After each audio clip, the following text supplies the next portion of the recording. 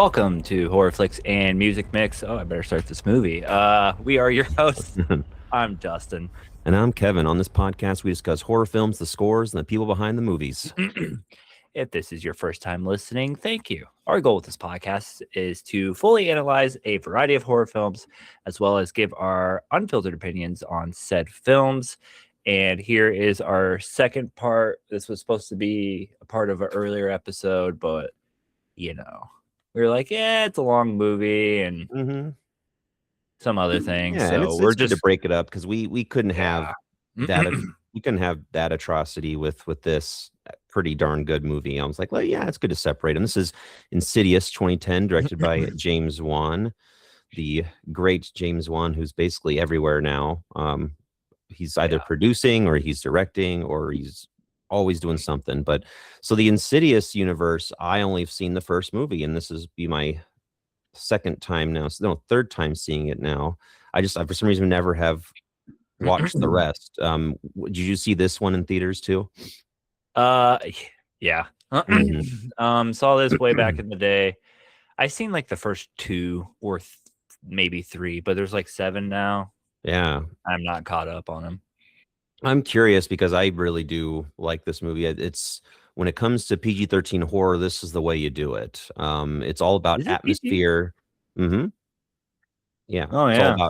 It's all about atmosphere. It's all about, more of the emotional connection rather than a bunch of gore and blood, which I'm fine with that as long as it's done well, and this is done well. So, yeah. Huh. But either way, I probably will watch the sequels at some point.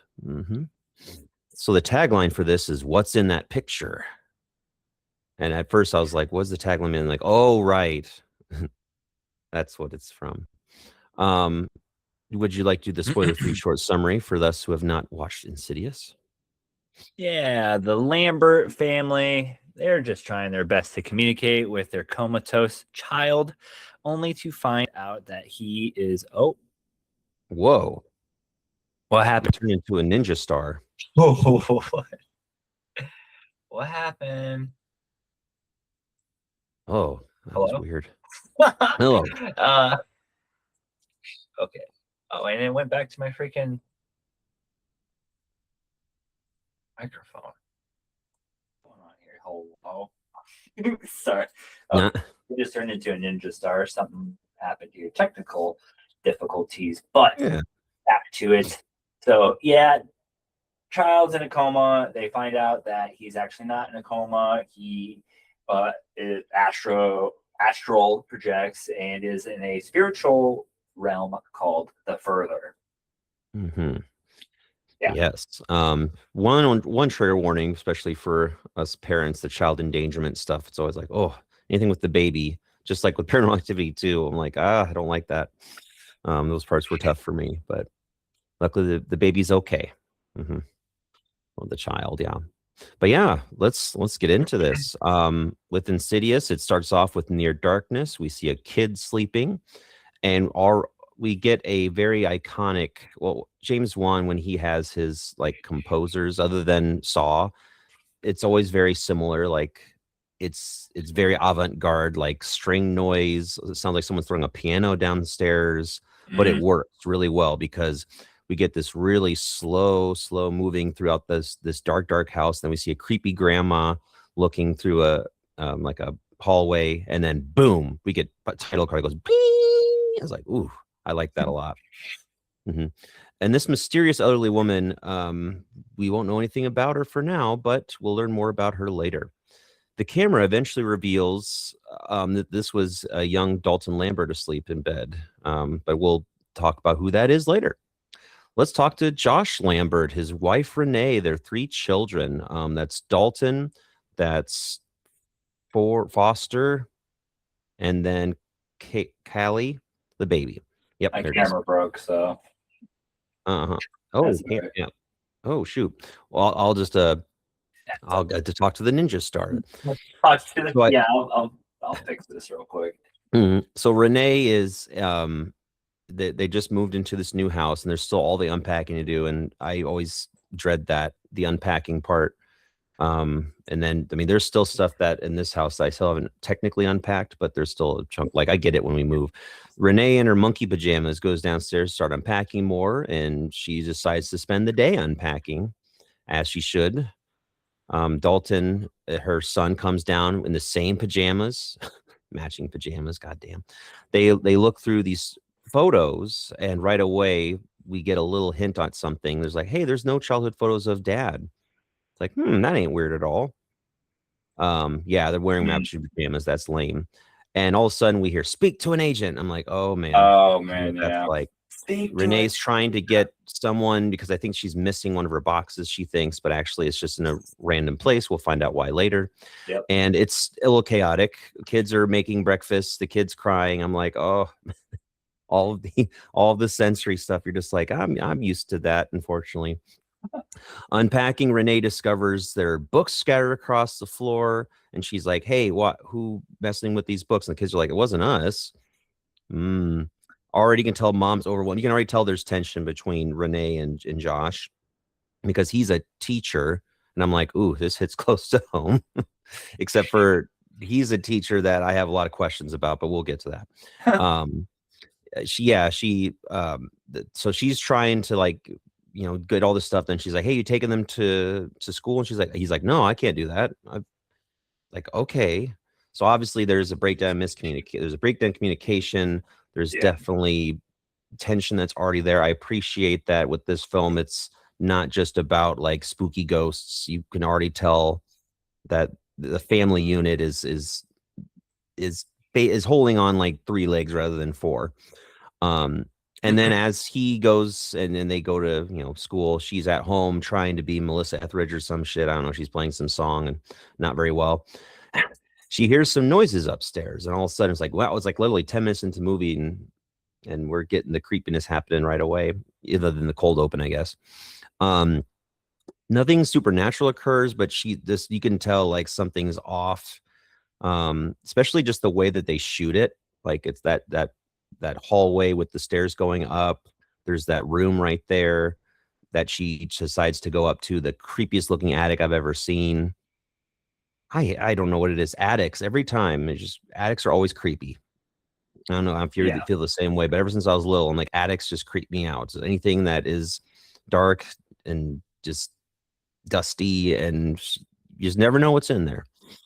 Yeah. So what do you, as we started this film, like the family and meeting Renee and Josh, like what have you have the setup of this movie so far?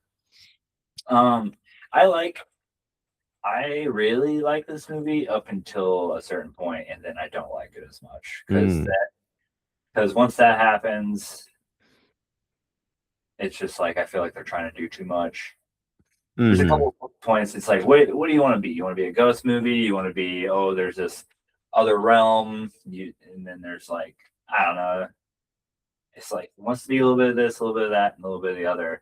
The whole beginning of this is the best, I feel, with the family, with the tension, with the mom being like, "Hey, I'm hearing shit, seeing shit," but the dad's not around, and so he's just like, "Are you?" That's the best. Yeah, it's a typical haunting movie, but it does obviously go in a very different direction, like you said. Yeah. And of course that evening, so they're back home and all the kids are downstairs except for Dalton. He's upstairs playing with his dinosaur sword, something. I don't know what he's playing with.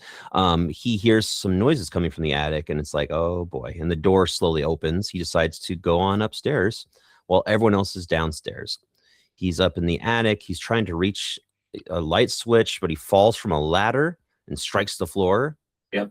We hear some very, very eerie music, and we don't see what he sees, but we just see darkness, and we hear this crunching sound that becomes a motif with our main villain, I guess is what we're thinking of. So he starts screaming, and everyone's like, "Oh crap!" So they all run upstairs. Josh and Ray rush in. They see that Dalton's very, very frightened by something he saw, but he doesn't tell them what it was. They just ask if he's okay. Yeah, they make sure, like, they go take care. He's got a big bruise on his head. It's poor guy. So they decide to, put him in bed and like, okay, well, let's make sure you get some rest and we'll get you up to school tomorrow. Parents are talking and they're all lotioning up. And I'm like, oh, because that's they got their skin routines. She's doing this, he's putting stuff on his face. And it's like, I go, they take care of themselves. I thought it was like a L'Oreal commercial for a second. During the night, Dalton is asleep and we zoom into the darkness and kind of see a shape. That's what I like about this is that it doesn't show you everything right away. I think with the most effective haunted house films or ghost films, if they would call it this, is that it just hints at what could be there, not what actually is there. It doesn't show it right away. I mean, there's some films that only show in the last few minutes. Luckily, that doesn't happen here, but the build is really good in this. I think that's what makes this so effective. The next morning, Dalton's still asleep, and Josh is trying to get him up. Like, all right, time for school, and he won't get up. And obviously, very, very frightened about it. So they take him to the hospital. Right. Doctor starts performing tests. They're saying we can't explain his condition. He appears healthy, but he's unconscious. We don't think it's we don't know why he's in a coma. There's no medical explanation. And boom, 3 months later. So this is like the first 25 minutes. We've set up this family to live through this tragedy so far, where they have a son that won't wake up. Kind of reminds me of Killing a Sacred Deer with the son who couldn't use his legs, except for a little bit. That's funny because Addie watched this with me last night, and she also mentioned Killing of a Sacred Deer. Yeah, it's similar in a way. So after months in the hospital, they bring him home. They're going to do home care. So there's a nurse that'll check on him regularly to check his vitals, to make sure he's got his feeding tube in. They explain how the feeding tube works and how to deal with waste and all of that. His condition has not improved at all in 3 months. Still treat him at home. The family tries to maintain normal life, but late one night, Renee hears disturbing sounds coming through the baby monitor. Now, this is the part that freaked me out when I first saw it. He starts hearing this voice through the baby monitor when everyone else is asleep, saying like, it was like very remind me of Black Christmas a little bit. And then all of a sudden we hear, "I want it now." And obviously she runs upstairs and the baby starts crying. That's the stuff that gets me throughout the film, is when the baby's in danger, just like any of these films. And this whole beginning, like stuff like that I want to know. That part's like, it's actually creepy. It's actually scary. Yeah. I just feel like they take away all the creepiness and scariness later. When they over explain. Yeah, and then there's all these different spirits, and there's blah blah blah blah blah. It's like I don't know. It just kind of ruins it. Like this, it's like, oh, it's something evil and it's scary. Yeah, very much so. Well, while checking on the baby, Renee thinks that she sees a man standing inside the nursery, but he is not actually there. And that's the first time we see one of these characters, these apparitions, demons, whatever you want to call them. And she's like, okay, it must have just been imagination. She kind of puts it to the side. Later, she goes and talks to Foster, the middle child, basically. And they're looking at his drawings, and it's like, oh, hey, these are some really nice drawings. We start to realize that those drawings are actually of the demon. We don't know that until much later, though. Foster tells her, like, hey, I'm scared because Dalton keeps walking around at night. Right. The way he says it, too. And she's like, huh? And this part is anxiety ridden, even though nothing really happens. So later that night, Foster, the middle child, is trying to sleep, and his door's open, and then we see Dalton the other side of the hallway because he wanted to switch rooms because he was scared of Dalton. And he said, we just hear the beep, beep, beep of the machine going when he's sleeping.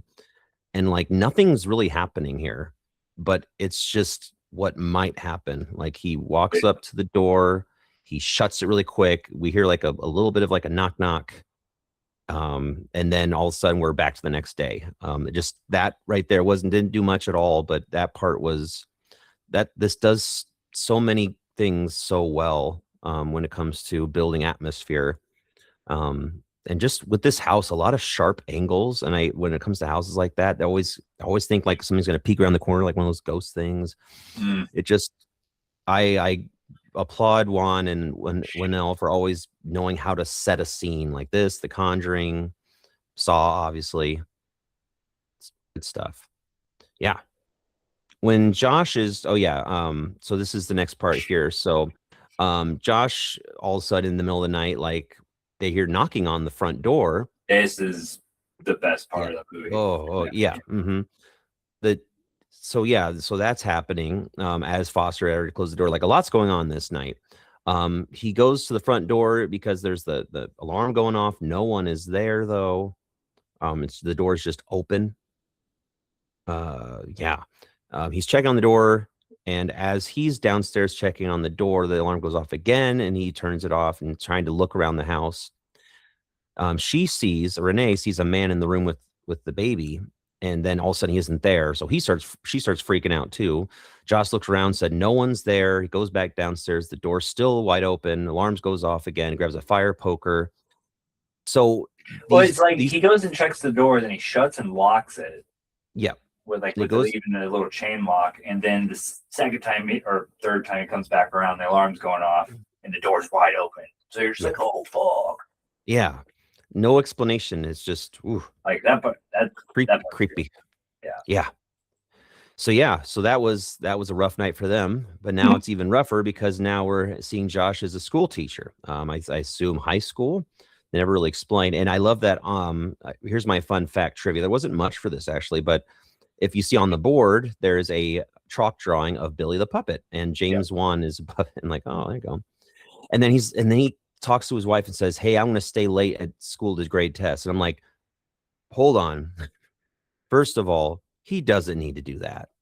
He doesn't need to do that. He can bring it home. They don't need the whole thing was like, no, teachers don't stay late to grade tests in secondary school. Even in university, like they have EAs to do that for them, or teacher assistants, TAs. So that was a bunch of shit. So I thought it was going to be like, when I first saw this, like, oh, he's cheating on her, but he just falls asleep at his desk. Well, yeah, he stays late at school because he doesn't want to go home. And that's later on in an argument, he's like, I'm dealing with it my own way. It's like, so you're he's not dealing with it, you're just avoiding it. So it's obviously, he didn't grade tests. He just wanted to be away from home for a bit. And yet again, it's going into why this relationship is just more and more under. And it's not about Dalton being in a coma for 3 months. It's everything prior to that too. You could already tell there was stuff, that was building up between them. Well, the next morning, Renee asks the nurse about what's going on with Dalton. She says, "We haven't found shit." No. But as the nurse leaves, she's trying to tuck Dalton in. Notice that there's bloody handprints on his sheets. Ooh. Well, the very next night, or no, I guess there was, very next night, Josh fell asleep at school this time, grading tests. And as he gets home, she's like, it's 10 o'clock. What are you doing? They argue, obviously, and he's like, you just said, I'm dealing with my own way. And she's like, you're not here when we need you. Like something here, why don't you explain this? And she gives him the sheets with the like bloody handprints on them. Yeah. And Josh is sleeping there's just back and forth, and she's like, well, then fucking explain this. And that's when he's just like, oh my god, something's actually gosh, maybe I should, I don't know, be doing something about that. Maybe I should be present. Well, Josh is now sleeping on the couch. And now all of a sudden he's dreaming. We see a dark red hallway, his son sleeping in a shape at the window with the crunching sound again. So we're already getting these little hints as to like what's going on with Josh. It's getting there. Renee wakes up and sees the man again. And this time she's attacked in her own room because she saw him go past the window. All of a sudden he's there and he's like, rah, and he does this weird scream, but it's like a sound. It's like, oh man, it's good. So she's freaking out. Josh runs up to the room to try to find what's like this person. She's like, oh, he was at the window. He's in here. Poor baby's crying. The music is beautifully unsettling. And finally she's like, you know what? Let's leave. And it's like, I think that was a little nod to almost every haunted house movie, because never all the times everyone's just like, need to leave. Yeah. And so finally she's like, no, let's leave. Well, with that, we're at the halfway point. So this is the first scares of the movie, and you said that you're feeling really good about it so far. Like, yep, it's still good. It's still on its one path. I mean, it's a lot like Poltergeist, or it's actually really a lot like Poltergeist if you think about it. One of the kids is fucking where they go. They're in some other dimension, except for one was physically gone. This one's just astral projecting. But like, I don't know. Yeah, the tension, all the scares, even for a PG-13 movie, it's good, and it's still good until this point. I mean, they did the same thing with, I mean, because he was on a Juan and Winnell were on a run here. Like, they had the Saw, they had Conjuring, they had this. Like, they could do no wrong. Yeah. They were making bank from their. Oops, my mic thing keeps popping up there. Slightly appearing. Yeah, it's like ooh. Okay. Yeah. So the Lamberts relocate, and I guess it was very easy for them to get a new house. I'm like, man, it can't be that easy. He's a teacher and she's a musician. Like, anyway, they believe the housing market was different back then, guys. They believe the original house was haunted, but they were wrong. You meet Lorraine, Josh's mom, helping her unpack, and we get this really weird thing where she sees a picture of them and she's like, huh, you have a picture with Josh in it. It's like, why is that important? I had to take a picture. Yeah, all these little hints of things for later. We get some house cleaning to a piano track, and Renee's, just cleaning the house while the kids are at school. And then all of a sudden, I swear, this song that comes up, it's like that SpongeBob song, you know what I'm talking? Living in the sun. That one. Oh, it's what is it fucking what's the everybody knows the song. So I thought it was that. It's the same. Like, it's the same. Yeah, it sounds so. Yeah, it's very strange sounding, but I was like, hey, it's a SpongeBob song. I mean, it's not, but it's very, very similar. Song is in SpongeBob. What is this freaking song? Oh, Tiptoe Through the Tulips. Here, let's play some tipping toeing through the tulips.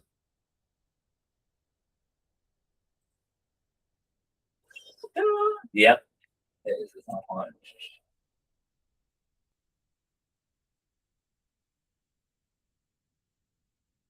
Oh, it's not even showing it. Oh. Yeah. So it's something similar to that, and there's a 1920s child dancing really, really weirdly as she's outside. Oh. This creepy guy that's singing it.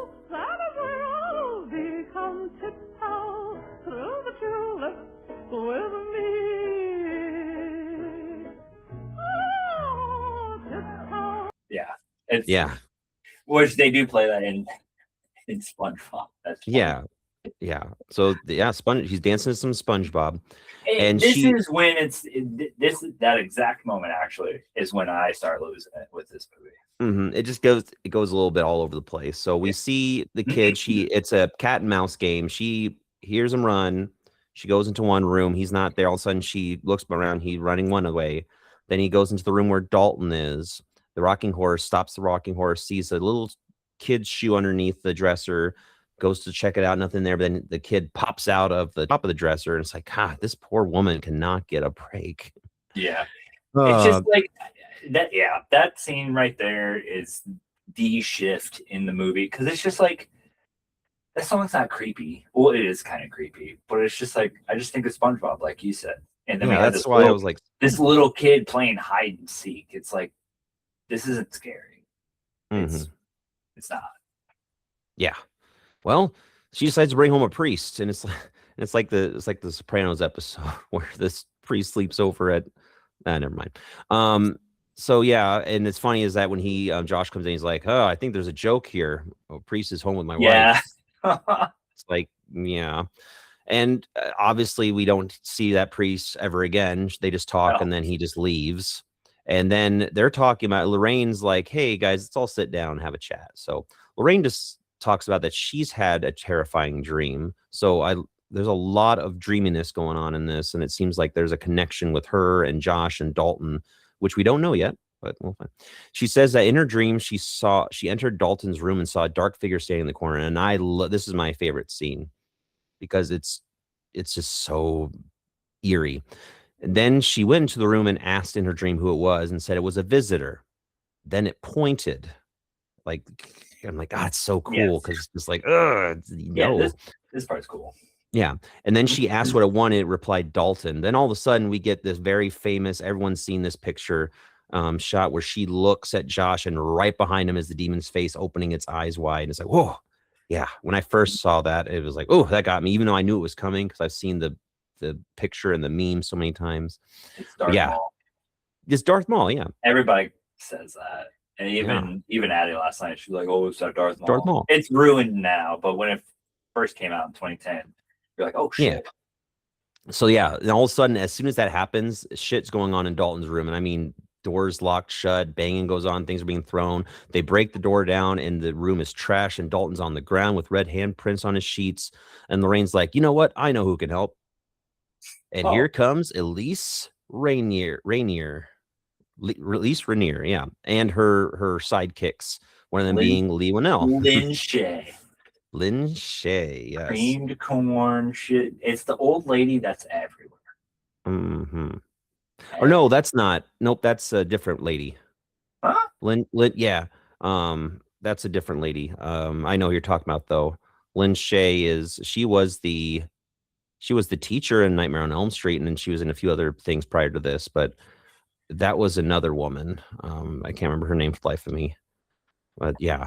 Either way, Lynn Shay's awesome. And so is Twin Peaks, so they're all cool. Lorraine brings in a paranormal investigator and psychic, and that's her name, Elise Rainier. I guess they're friends. Elise immediately, as she walks in, like, something's odd here, something's off.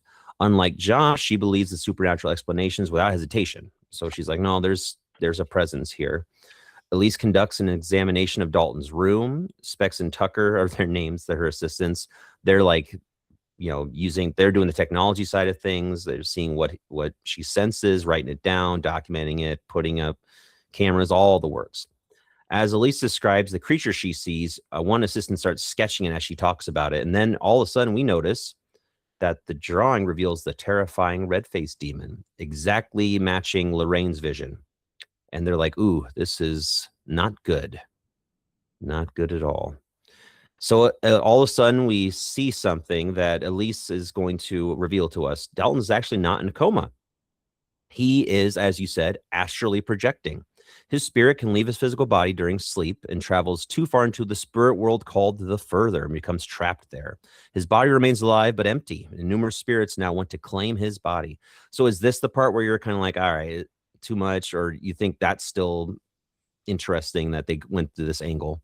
No, it was the Tiny Tim song, and then it was good again with her talking about the dream, and then this all happens, and it's just, I don't know, it just kind of loses me. Because it goes, and then there's all these different spirits, and they're all supposed to be spooky, but then we have this kid who wants to play hide and seek, Yeah. Well, with that, Josh discovers Dalton's drawings and hey, it's the same red-faced demon that Elise described and that they drew too. This proves without a shadow of a doubt that Dalton has been encountering these entities for years. So like he's been seeing this red demon guy for many years, it seems like, in his dreams. Josh finally accepts the truth and is like, okay, I get it now. Elise attempts to communicate with Dalton in like a seance. And of course, all these hostile spirits are invading the session, furniture shaking, voices start emerging, shit's going down, and the demon like shuts it down real quick. It's like, oh, shoot. And all of a sudden, Elise and Lorraine reveal another truth, that Josh also can astral project, and he wandered into the Further as a child. And that's why in these old pictures, we see some old pictures that they actually took, and there was an elderly woman standing behind him, and every photo, she got closer and closer. I loved that. Now, that is creepy as hell.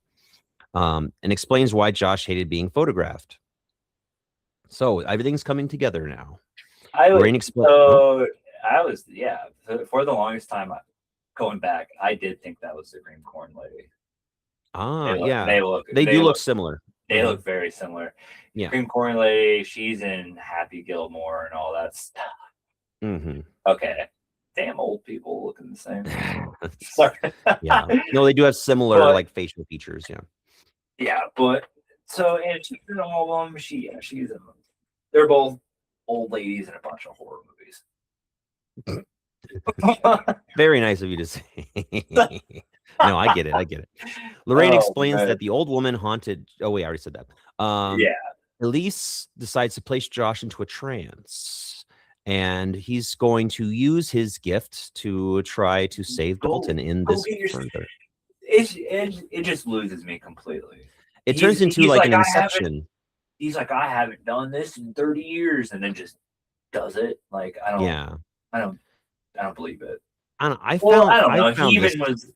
He even was like, gets up, he's like, yeah, this isn't working. Then it finds out that it did work. So I guess that makes it a little better, but I don't know. It's just it's like Ed Warren anyways. It's like, oh, of course he could go into the further and fight off the paranormal. Of course. Patrick Wilson, man. And we are back to finish this film. Yeah, Josh is in the further. He's in. He's in. Yeah, he is. As he's in there, he starts finding trapped spirits. He sees a scene of a ghost family frozen in a moment of there's like violence going on. Some obviously this house and the further basically, I think they explain it probably in later films, but it seems like to be a place where spirits not at rest tend to stay, kind of like a limbo or something like that. It's like it's basically lost souls in like this realm, and all of them have gone through horrific things, and then there's ones that are like the demons. I think they probably explain more of this in later films, so I assume, but I know there's a lot of lore behind it, and some people are really, really into it. I plan on starting to watch some of the other ones and seeing what I think, but there's a new one coming out too. Oh, another one. Yeah, there you go. And another one. So he's now inside the attic, and we see the famous red door, which I know the red door because that's in like every film. Yeah, red door. The door symbolizes the path to the demon's domain. So yes, we know that this is entering into this demon realm. It kind of reminds me of like in Nightmare on Elm Street, like Freddy's like boiler area going into his like lair. Very similar. It's kind of castle-like, medieval looking. Josh, as he's about to enter, is attacked by that long-haired dude that's been haunting Renee the whole time. And after it, Josh is able to escape and opens the door, and he gets into the hellish red chamber. We get the claws sharpening that the demon's doing. We get the eerie music. I really like this because he's listening to the Tiny Tim. The Tiny Tim. Yeah, he's listening to the good old Timmy again. That seems to be his song of choice. He must love SpongeBob. What makes it not? I think it's the SpongeBob association that makes it not scary for me. Yeah, that makes sense. That's probably why I kept hearing it. Josh sees that Dalton's chained inside the demon's lair, and Dalton's is frightened, but he's doing okay for the most part.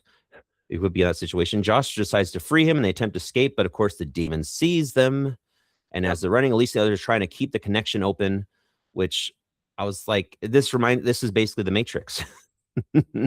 Like, there's so many. I was like thinking about that because I'm like, they need to keep the connection open, like they need to keep the line on, so they all pick up the phone, and then I think that I agree with you is that even though I really do like this film, this last part just maybe even I hate to say this, maybe a little exposition would have been nice, because they just are like, oh, there's a way to get out, but you have to keep them the connection open by doing like keeping them awake, or I know they probably, like I said, they probably explain that more later. But before returning to his body, though, Josh confronts the elderly spirit. The grandma's there. Oh man! But this time he decides like no. He like rebukes her. He's like, I'm not afraid of you. And then he retreats into the darkness. The grandma goes away, and they return home. So all he had to do was face his fear. I was hoping he would just like, I don't know, chop her head off or something. We're so used to like these violent horror movies. Anyway, Dalton awakes, family's happy. they're all like, all right, thank goodness that's over. At least though, notices something strange about Josh. Like he's just off. And in that moment, she decides to take a photo of him. And immediately Josh is like, why'd you do that? Why'd you do that? And he starts strangling her to death. And it's like, oh shit. And that happens. And all of a sudden, we notice that now that Elise is possibly dead. Oh, she's in the rest of the movies. So. Well, yeah. She's not. I don't know if she's dead or. Yeah, she must have maybe just knocked out. Yeah. So like she's knocked out. Renee comes in and is like, why is Lisa on the floor? And she finds the camera and she opens up the camera and sees that Josh had never returned from the further. It's the grandma. The bride in black is what they name her. I had to look that up. And this possessed his body. Renee figures out and like, oh my gosh, that's not. And then all of a sudden we hear, Renee, I'm right here. And then boom, movie over. Yeah, definitely ends on a cliffhanger. And I think they knew that they wanted this to be like a Conjuring, like they wanted to make sequels. And it seems like that's what they do because they did that with Saw. They did that with I think they do that because then they can sell the rights and have other people do it and they just get the money from it, which, hey, good for them. I mean, they were the top directors and writers at this time for anything horror related. Yeah. So, but yeah. So scenes that stick. So you said the ending though, you're kind of like, no thanks. Yeah, I didn't like that. So I liked, the beginning with like the alarm and the door being open and then just the glimpses of the demons and stuff. All that stuff's good. And then when the mom is explaining and like the hand, there's some good stuff, but I would say the last 30-45 minutes of this movie, I'm just like, I appreciate that they're going into a different direction with like the original haunting, like a dream place. I think that's really cool.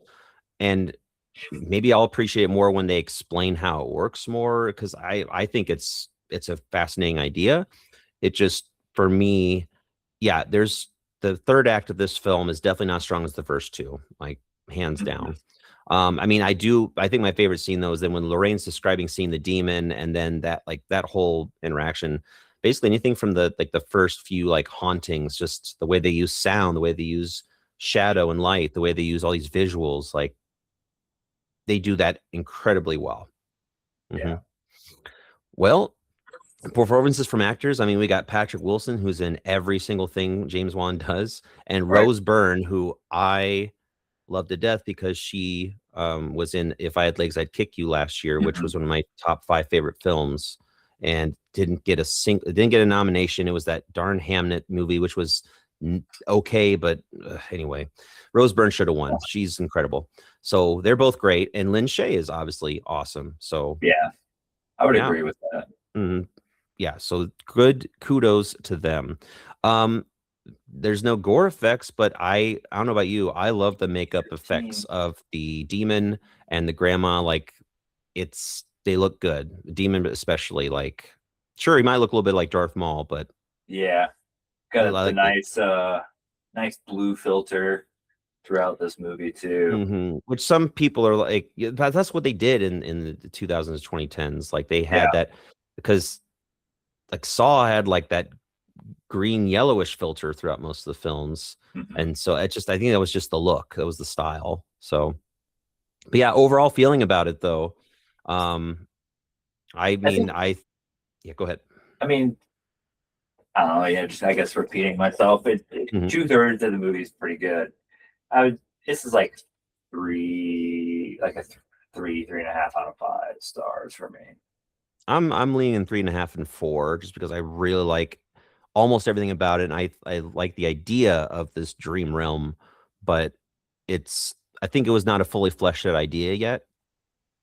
I just see them at the writers' table and be like, so what if we do this and then this? Like, like the Charlie meme where he's like at the wall like that. That's what I think of. Total kills 1 ? I mean, kind of. or none. Zero, because she's in all of them. She's in all of them. So yeah, so I'll put a half. She is half dead. half There, half. 0.5. Our first half kill. Well, no, here we go. Chapter 3. Tucker and Specs team up with Elise, so she's just alive in the third one. Yeah, I don't know. Is it a prequel? Is it not? Mm-hmm. Lynn Shay reprised her role. And then, she's the one. Yeah, she's in 4. I don't know. Half dead. Yeah. Well, I already said the fun trivia. There wasn't really much else. I mean, I looked and it was yeah. It's like, okay. Joseph Bishara did the music for the film. I really enjoyed the sound. A lot of it reminds me of great. Shining. Ah, yes. I bet that's probably what he was going for, since it is a haunted movie and technically he gets possessed at the end. Yeah. I like that. The score is very avant-garde. It's not traditional. There's more string noise. It's more percussive at times. There's more like high shrieking, something similar to obviously Psycho. Like I said, The Shining. It's got a little bit of some parts where there's like The Exorcist, like this building. So Bashara, he took elements of all these classic horror films and put it into this. And I think I really especially like the opening title sequence. Because that's just like, whoa, yeah, you feel you're just like, oh my God. eerie about it. Yeah, but this is something that I would want on on vinyl, I think, because it's a really strong score for sure. Mm-hmm. Who are the actors in the crew? Patrick Wilson played Josh Lambert. Rose Byrne. Rose Byrne. Rose Byrne as Renee Lambert. Ty Simpkins as Dalton. Lynn Shay as Elise Rainier. Lee Wannell as Specs. Angus Sampson as Tucker. Okay, so those guys are, I hope it's the same guys in the sequels. Barbara Hershey as Lorraine Lambert and Andrew Astor as Foster Lambert. So yeah, basically it's a pretty small cast, like the Lambert family and then the crew, the 3-piece, and then I think that's what makes it most effective is when there's not so many characters to keep track of. Yeah. Over to the crew. Oh, looks like Lee Wannell was the writer. So Specs was the writer. Interesting. David Brewer and John Leonetti were cinematographers. Kirk Morrison and James Wan as editors. Designer Jennifer Spence, art director. Rocky Faulkner, Kelly Golden, and Justin Raleigh as makeup effects. Bart Dion, special effects. Amy Wilson, Michael Janos, and Darren Orr did the visual effects and worked with Spy Post VFX. Yeah. Over to James Wan. If you don't know his name, I'm surprised. He's been pumping out movies since 2003. His first short film, aptly titled. Oh yeah, it was Saw. Was a short film. It was more a proof of concept, really, but it's technically seen as a short film. I mean, we get Billy the Puppet for the first time. We get Lee Wannell, who was in it. Very cool. I know it's even on Letterboxd as its own separate thing too. Then we get the original. Well, not the original. Saw as we know it in 2004. And boom, director, producer, writer. He would create a signature style that used fast-paced, frantic editing, moving camera, twisty reveals, and a particular use of sound design to get the ultimate scares out of the viewing audience. So we got Saw franchise, Insidious franchise, Conjuring franchise, Dead Silence. I saw that one. Really Fast and Furious 7. Aquaman, Malignant, which I Malignant. And Aquaman sequel. Or Aquaman, Aquaman. All these films he would produce, every film in each of his franchises. Yep. From Saw to Insidious to Conjuring. And then his most recent production credits were in Lee Cronin's The Mummy and Mortal Kombat 2? This guy's everywhere. Okay. He's doing everything. Wait. It's released April 1st, 2011, but slated for Yeah, 2010. but it's. I know it will count it. No. It's close enough. It says 2010 on here. Yeah, and then on IMDb Interesting. it said April 1st, 2011, and like it's close enough. Do what? Yeah. Interesting. That makes no sense. I swear it was I know. 2010. You said right here, 2010. Oh, there. Yep.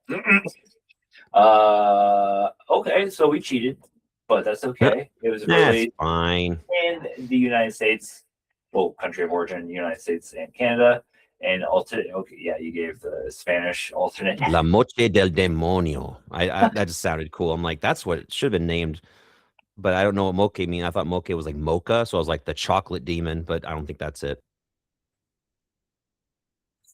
Sorry, I don't know. I could have looked it up. The but Mocha Demon. the The mocha demon. man. The That demon sounds like a of really good drink. Mocha.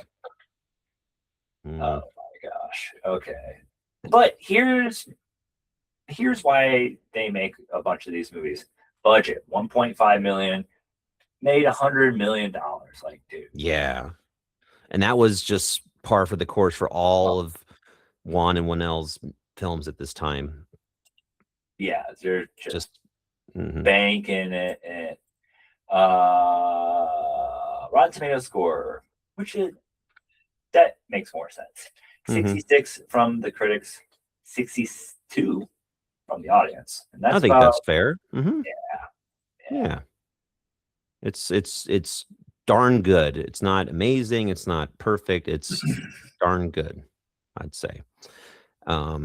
Nowhere to stream it. Yeah. Yeah, you could only rent it via streaming on Prime, Apple, or YouTube, Google Play, or you can just go buy this, or there's probably more different box sets for probably the same price, if not a couple bucks more, then you're going to be renting this digitally, which is why I buy physically. Yeah. There you go. So now, well, would you kill it, watch, or buy it?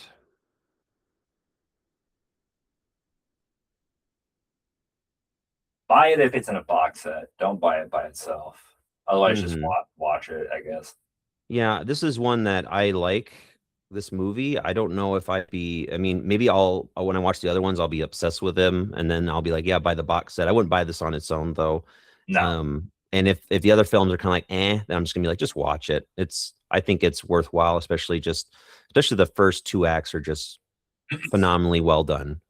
So yeah, it's a much needed breather after that last film we watched in 2010. Oh boy, right. A soup to take.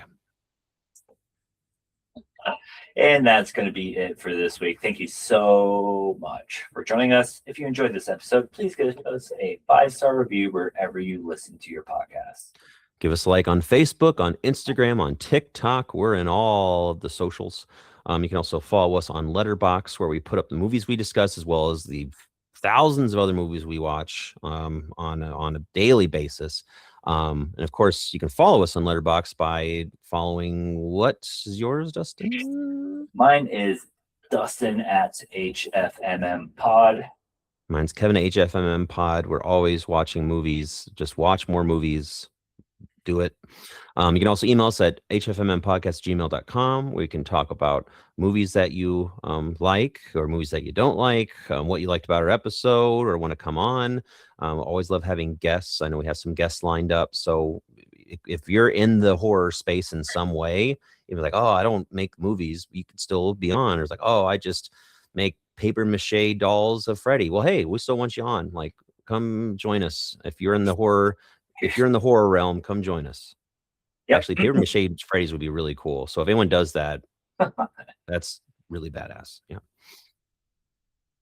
And on the next episode, I have to figure out where we are at, and because things have been a little back and forth. I think the next episode after this is another pairing of movies. From 20. Actually, no, it'd be an original versus remake with Let Me In and Let the Right One In. Oh, ooh, okay, that should be good. Have you seen Um, those or one of them? I have Or either? not, but I've always wanted to. It's on my list. The What? original one is, and I've heard great things about it. It's even on my 1,001 movies to watch before you die list. It goes beyond horror because it's that good. So I know I'm gonna like it. Yeah, Yeah, I can't wait. I'm it's excited for that. good. And then the remake is just, it came out like a couple of years later, and it's just an American shot for shot remake. So it's still Hmm. good, but Okay. I remember finding the first one forever ago. Let me in, or no, Let the right one let the in. right one in. Yeah, let the right one in, and just feeling like I found gold because I was like, Yeah. this is good. I've heard great things. I've always wanted to watch it, and it's always been on my list. And so now I have an excuse to watch it for sure. I'm excited. Nice. Hmm. Well, until then, everybody, stay spooky and stay out of the further. Okay, don't go, don't go in there.